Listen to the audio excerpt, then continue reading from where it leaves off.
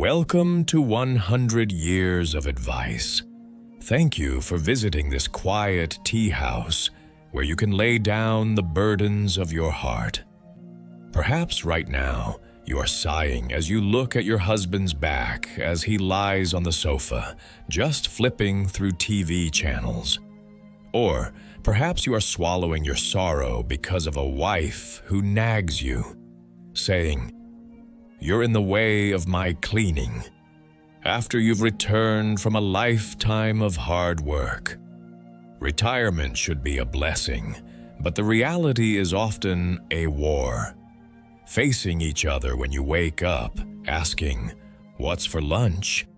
at noon, and facing each other again in the evening. Suffocating silence fills the air, and every small habit starts to grate on the nerves. If you find yourself thinking, "Did I get married for this?" or "Is living apart the answer?" please listen to today's story. This isn't because love has cooled. It's simply because you've failed to regulate the distance. Today, I will share 3 essential techniques for keeping distance between couples to ensure that you don't end up hating each other after 30 years of retirement, but instead remain elegant companions to the end. Before sharing this wisdom, imagine trees in a forest. No matter how much you love a tree, if you plant them too close together, their roots tangle and steal nutrients. Their branches clash and cause wounds, and eventually both wither. Trees that make up a healthy forest stand apart at a proper interval. Only then can they root deeply and spread their leaves abundantly. Train tracks are the same. If 2 rails stuck together saying, "We must be one," the train would derail. Only when they maintain a constant distance, like parallel lines that seem never to meet, can they support the heavy weight of the train and run. Retired couples should no longer try to be one body, but rather 2 parallel rails. Here are 3 concrete ways to create that distance. The first wisdom is the separation of space. In other words, create your own cave. When you were young, you spent a lot of time apart outside, so time together at home was precious. But if you are stuck together 24 hours a day after retirement, the story changes. Humans are animals that need their own space and time alone. If you are attached all day, even your partner's breathing, chewing sounds and TV noise become noise pollution. This is a signal that your brain is exhausted. If possible, boldly use separate rooms. This is not an emotional divorce, but a wise truce that respects each other's sleep patterns.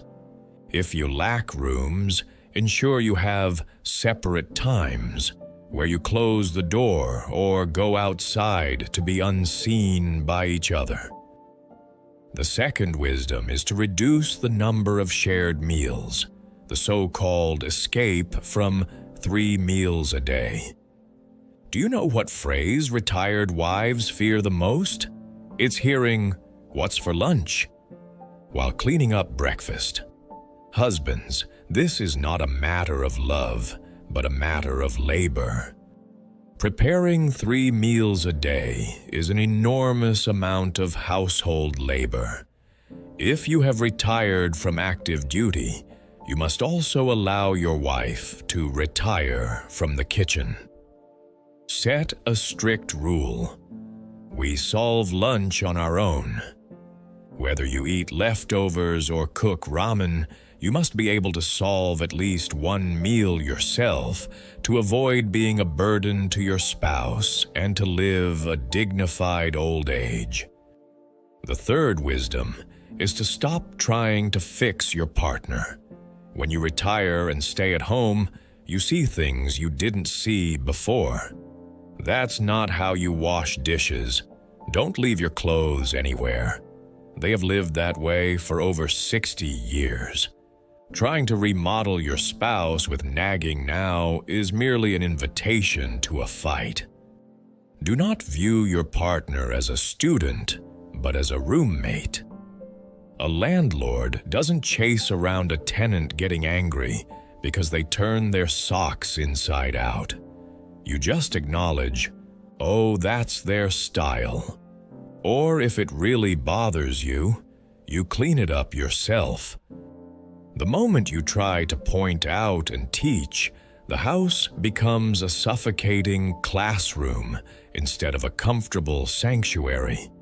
Close your mouth and half close your eyes. Perhaps presbyopia is the Creator's will for you to overlook your spouse's flaws. Starting today, make a separate yet together timetable.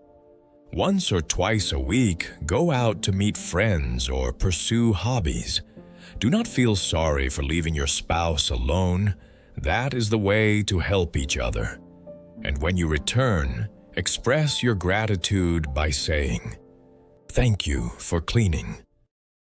It is said that a couple is not two people looking at each other, but two people looking in the same direction and walking side by side.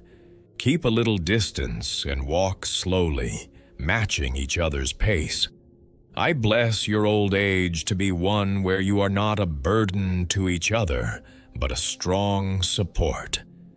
This was 100 years of advice.